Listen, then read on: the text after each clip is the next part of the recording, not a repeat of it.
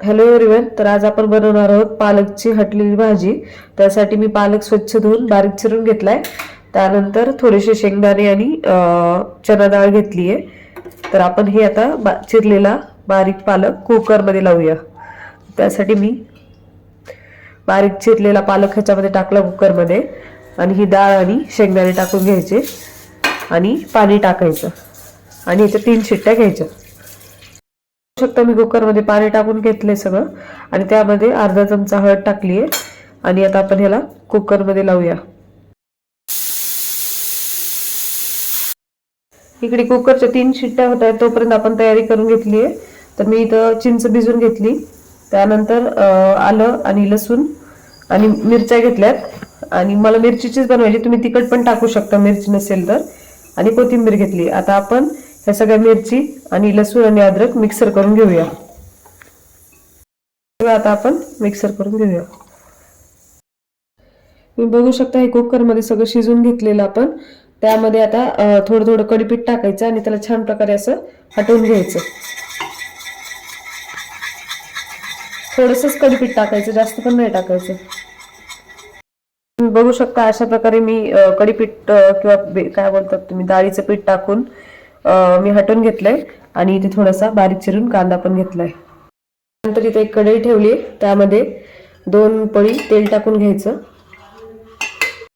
तेल चांगलं गरम झालं की त्यामध्ये मोहरी, जिरं,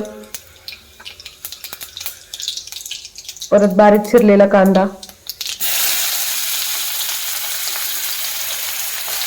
आणि थोडीशी कोथिंबीर।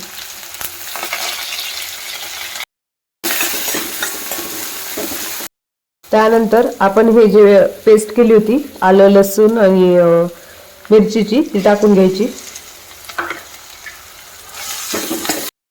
त्यानंतर अर्धा चमचा हळद आणि चवीनुसार मीठ।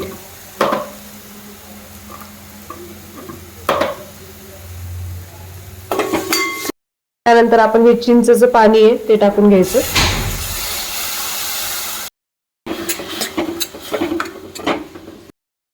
त्यानंतर त्यामध्ये आपण जे हे भाजी शिजवून घेतलेली आणि त्यात बेसन पीठ मिक्स केलेलं होतं ते सगळं टाकून घ्यायचं।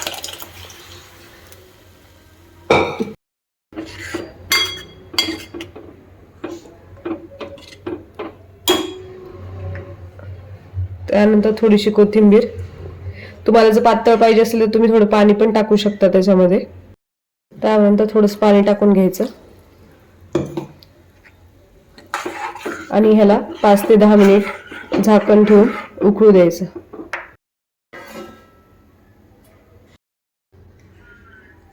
थोडीशी कोथिंबीर टाकून घेतली। तुम्ही बघू शकता किती छान प्रकारे आपली ही पालकची भाजी झाली आहे। जर तुम्हाला आवडलेलं असेल तर नक्कीच एकदा तुम्ही ट्राय करून बघा आणि कमेंट मध्ये सांगा की कशी झाली आहे। थँक्यू।